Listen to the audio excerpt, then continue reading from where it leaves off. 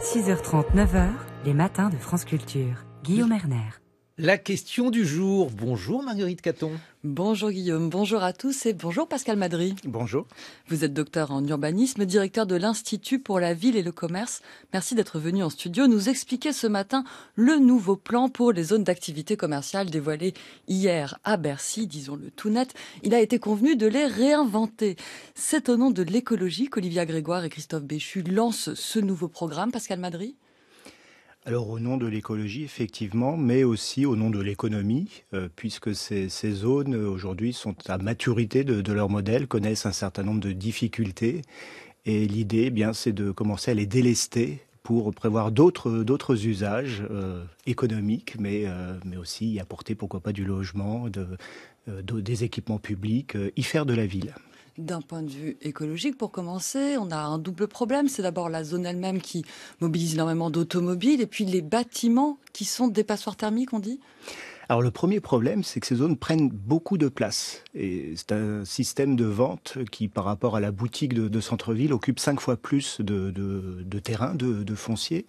Et donc c'est un modèle qui s'étale beaucoup, qui est très, très extensif. Et puis c'est un modèle aussi qui prend trop de place aujourd'hui. En 20 ans, ces zones ont doublé de surface. Elles représentent aujourd'hui 2 fois la taille de Paris, si on veut, en occupation de l'espace. Mais dans le même temps, leurs chiffres d'affaires n'ont absolument pas évolué. Si on enlève l'inflation, c'est un outil de travail qui a diminué de moitié de rendement en 20 ans. Et c'est ça la limite du modèle économique que vous commenciez à aborder ? Tout à fait. Et c'est ce qui crée du coup un consensus aussi du côté des acteurs économiques pour dire, eh bien oui, il faut changer de modèle.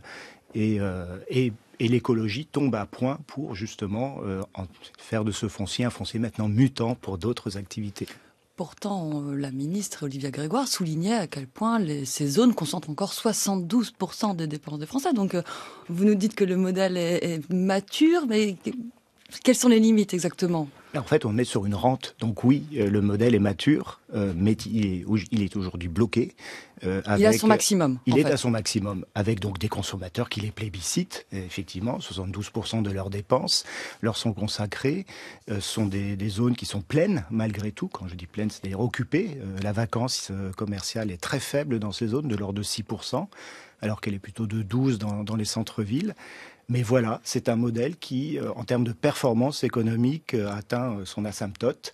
Et les foncières et même les distributeurs aujourd'hui, eh bien, souhaitent s'inscrire dans une nouvelle logique de croissance et qui passe encore une fois par du remembrement et du délestage de surfaces improductives. Qui sont les propriétaires du foncier dans ces zones ?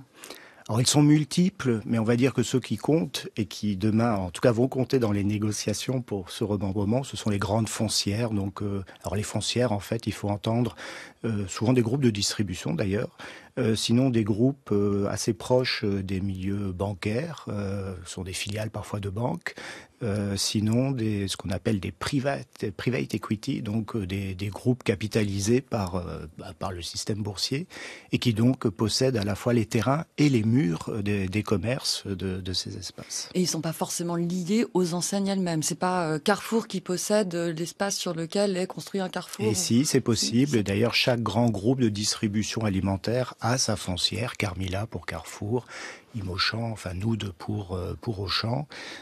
Et puis cela se rencontre également dans le commerce spécialisé. Ikea a sa foncière, Inter-Ikea, CA, Redefco, etc., etc. Et donc l'idée aujourd'hui, c'est que ces acteurs se mettent d'accord avec notamment les pouvoirs publics à Bercy pour un nouveau modèle, vous nous l'avez dit. Ce modèle, c'est notamment de créer du logement dans des zones qui sont un peu sous tension. Comment ça va se faire ?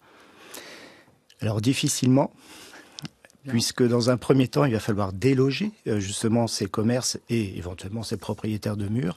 Et ça, sur ce point-là, en tout cas, le dispositif aujourd'hui ne prévoit rien. Alors il faut savoir que pour déloger une moyenne surface, le coût est de l'ordre de 3 à 4 millions d'euros.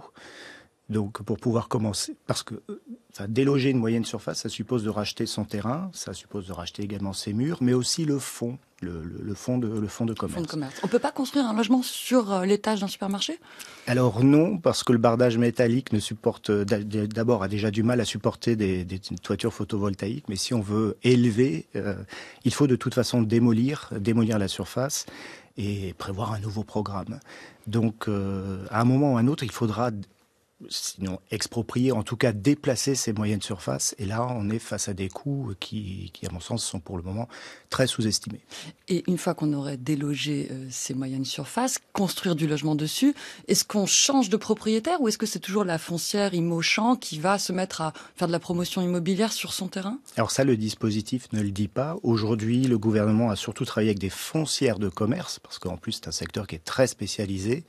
Et les acteurs du logement, je pense notamment aux bailleurs sociaux, qui ont sûrement affaire aussi dans ces espaces, ne participent pas encore autour de table. Donc, imaginons qu'on réussisse à déloger, à construire. Après, il faudra quand même installer des services publics si on veut que les gens viennent s'y installer. Et je pense notamment des transports en très grande quantité, enfin de manière massive. Il faudra les développer parce que sinon, on va en plus reproduire le modèle automobile. Enfin, il y a un problème économique de services publics et un problème écologique qui va se reposer, non? Oui, ce qui veut dire d'ailleurs qu'on n'arrivera pas à intervenir dans toutes les zones commerciales parce que certaines sont vraiment très excentrées au milieu d'échangeurs autoroutiers et celles-ci n'ont pas d'urbanité, en tout cas n'ont pas d'une localisation proche des cœurs de ville. C'est le paradoxe de cette France moche. On veut aujourd'hui aussi y faire vivre des gens, mais pour pouvoir les attirer dans cette France moche, encore faut-il que justement qu'elle devienne moins moche. Voilà, qu'elle puisse devenir moins moche. Donc malheureusement, il y a des zones pour lesquelles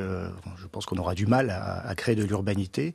Et en revanche, celles qui ont été rejointes par la ville, celles-ci disposent sans aucun doute d'un potentiel de reconversion. L'autre volet du plan, c'est la renaturation de ces zones lorsqu'elles se trouvent dans des espaces en décroissance, là où on ne manque pas de logement. Est-ce que ça vous paraît plus facile à mettre en œuvre? On va avoir les mêmes problèmes de foncier à déloger?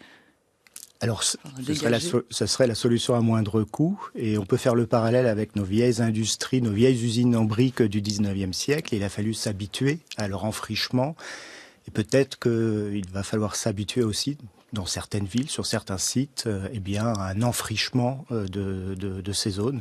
Et la renaturation pourra se faire peut-être d'ailleurs de façon naturelle. Enfrichement, ça veut dire qu'on laisse les grosses boîtes en métal. On dépollue pas, en fait. On laisse juste un peu de vigne vierge pousser sur les boîtes en métal. S'il y a des problèmes de pollution, on les traite, effectivement. Mais c'est un problème aussi d'équation économique, c'est-à-dire que les collectivités qui aujourd'hui sont dans des trajectoires de décroissance, qui ont très peu de moyens, y compris d'ingénierie, ne sont pas en mesure de reconvertir ces espaces. Et malheureusement, je pense que dans certains cas, ces abandons qui vont devoir être envisagés. N'y a-t-il pas un risque de voir les centres-villes se dévaloriser encore plus, alors même que ce plan est censé être le volet numéro 2 du programme Action Cœur de Ville, censé le revaloriser? Alors c'est une crainte de certains élus, effectivement, qui disent attention, le travail dans les cœurs de ville n'est pas achevé. Et donc, si on redynamise maintenant, dans le même temps, les périphéries commerciales, on risque d'affaiblir tout le travail qui a été fait dans les cœurs de ville. Donc oui, il y a cette crainte, en tout cas parmi les villes qui aujourd'hui n'ont pas redressé la situation de leur cœur de ville.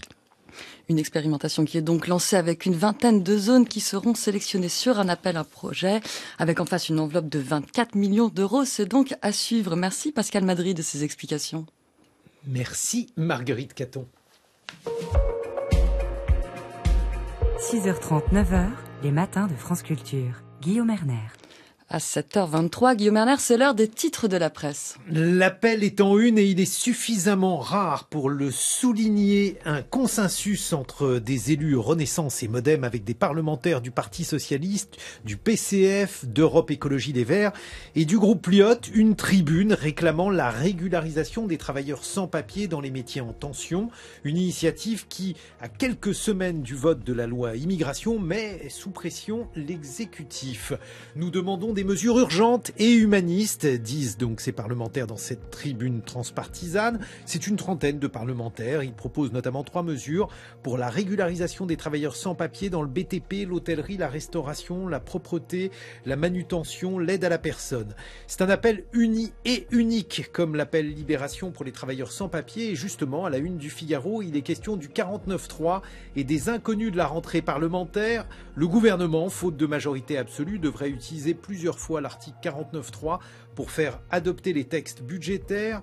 Et la loi immigration, dit Le Figaro, pourrait être le point de rupture avec les Républicains. Autre chose, cette fois-ci dans le journal L'Opinion en une, enseignement supérieur, la bombe à retardement du privé. Le secteur connaît un essor phénoménal. Sa régulation est indispensable, prévient Emmanuel Macron, qui veut que le public aussi fasse le ménage dans ses formations. Les universités doivent avoir le courage de se dire, est-ce que cette formation permet de former des jeunes, de leur fournir un emploi? Trop de formation se passe dans de mauvaises conditions, a jugé le président de la République, invité d'Hugo Décrypte le 4 septembre dernier. Maquis des écoles privées, le ministre de l'enseignement supérieur a promis un label de qualité qui permettrait donc aux familles et aux jeunes de s'y retrouver. À la une des Échos, croissance, la France devant l'Allemagne. On en a parlé il y a quelques minutes dans les enjeux internationaux. La Commission européenne prévoit une récession de 0,4% outre-Rhin en 2023. La France ferait mieux que l'Allemagne cette année. Comme l'an prochain, le ralentissement de l'économie européenne se confirme, mais l'inflation recule. Et on termine avec l'Humanité qui titre sur le Maroc. L'humanitaire otage du jeu diplomatique au Maroc, le bilan est lourd. Pourtant, le Royaume conditionne l'arrivée des secours à ses choix d'alliance internationale. On en reparle dans quelques minutes aux environs de 7h40 sur France Culture. Et puisqu'il est 7h25 dans les matins de France Culture, voici le reportage de la rédaction. Depuis 74 jours, la communauté Emmaüs de Saint-André-les-Lilles dans le Nord vit au rythme de la grève menée par une vingtaine de compagnons sans papier. Ils et elles accusent les dirigeants de la communauté de leur avoir imposé des conditions de vie et de travail proches de l'esclavagisme. Une enquête préliminaire a été ouverte par le parquet de Lille pour traite des êtres humains et travail dissimulé. Le reste, c'est Camille Magnard qui nous le raconte. 2 mois et demi déjà à installer chaque matin les tentes rouges de la CGT et les tambours du piquet de grève devant la grande bâtisse de briques qui abrite la communauté Emmaüs dite de la Halte Saint-Jean en banlieue de Lille. Tous les grévistes sont des sans-papiers. Arrivés ici en quête d'un refuge, ils disent y avoir trouvé un système d'exploitation organisé autour de la directrice du lieu. Elle va te dire directement, moi je ne donne pas l'argent aux gens qui ne font rien. Happy, originaire du Nigeria, vit à la Halte Saint-Jean depuis 5 ans avec sa famille. Moi par exemple, j'ai fait 3 enfants ici à la Halte Saint-Jean. Pendant tous ces temps, je travaille jusqu'à mon 9e mois. Je travaille 1 semaine après mon accouchement. Même quand j'étais malade, j'ai travaillé jusqu'à je vois que j'arrive plus. Solidarité avec les sans-papiers d'Emmaüs. À la Halte Saint-Jean, la vie communautaire et bienveillante prônée par l'organisation Emmaüs s'effaçait, à en croire les grévistes, derrière l'obligation de travailler coûte que coûte, 35 heures par semaine, 50 semaines par an, contre une indemnité mensuelle qui ne dépassait pas les 180 €, et sous la menace de se voir chassé de son logement, renvoyé à la rue, menace clairement et régulièrement exprimée selon Alix, autre porte-parole de la grève. Nous avons été sujets à des menaces. Nous avons tout le temps été rappelés à nos origines, à nos couleurs de peau. À chaque fois quand quelqu'un avait besoin, par exemple, de se rendre à Lille, tout le temps il fallait qu'on lui dise non, tu es sans papier, si tu fais attraper par la police, sache que je ne viendrai pas te délivrer, ce sera tout de suite le centre de rétention, on va te renvoyer chez toi. On était complètement embrigadés. Bonjour monsieur. Bonjour madame. J'arrive, j'ouvre la porte et je... Parmi les dirigeants de la communauté mise en cause, le président c'est Pierre Duponchel. Depuis le début de la grève, il rejette toutes ces accusations comme un tissu de calomnie, une machination montée contre lui et sa directrice. Il réfute en particulier le fait que les compagnons auraient été forcés de travailler contre la promesse d'une régularisation au bout de 3 ans chez Emmaüs. Personne à la Halte Saint-Jean n'a promis à qui que ce soit qu'il pourrait être régularisé par les dossiers qu'on montait. Mais c'est vrai que les gens ont entendu ça quelque part, se sont auto-persuadés qu'après 3 ans dans une communauté Emmaüs, on était automatiquement régularisé, mais nous, on ne l'a jamais dit. Pour se défendre, Pierre Duponchel accuse à son tour à demi-mot les grévistes de la Halte Saint-Jean d'avoir tout inventé dans l'espoir d'obtenir plus facilement des papiers en vertu d'une circulaire qui date de 2015. Cette loi, elle prévoit que quelqu'un qui est en situation irrégulière et qui est victime d'un trafic d'êtres humains, si elle porte plainte, elle bénéficie immédiatement d'un titre de séjour de 1 an avec autorisation de travailler Mais cette défense a bien du mal à convaincre. Même la fédération Emmaüs France a pris ses distances avec la direction lilloise depuis le début du conflit. Antoine Sueur est le président d'Emmaüs France.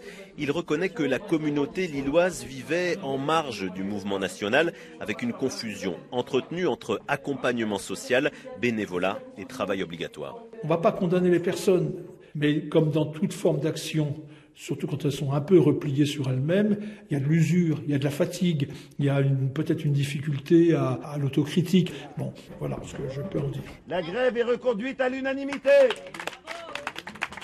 Toute la question à présent est de savoir à quel point la grève lancée à la halte Saint-Jean va trouver des échos dans d'autres communautés. À la fin du mois d'août, 40 compagnons sans papier de celle de Grande-Synthe, près de Dunkerque, se sont à leur tour mis en grève pour dénoncer des conditions de travail qu'ils jugent indignes. Le reportage de la rédaction était signé Camille Magnard. Dans quelques instants, on va évoquer la situation au Maroc. Situation au Maroc, bien sûr, après le séisme. Qu'est-ce qu'il révèle du régime marocain? Nous serons en compagnie de Kader Abderrahim, maître de conférence à Sciences Po Paris. 7h30 sur France Culture.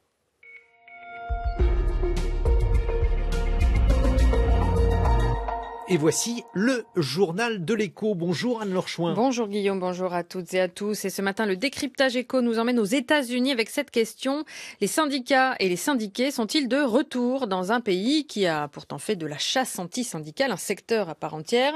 On pourrait le croire. L'année dernière, Amazon, Apple ou avant cela Starbucks voyaient une majorité d'employés de certains de leurs sites voter pour la création de syndicats au moment où une vague de contestation des salariés contre leurs conditions de travail avait lieu dans des secteurs très divers. Si pour l'instant les Américains sont toujours entre 6 et 7% à être effectivement syndiqués,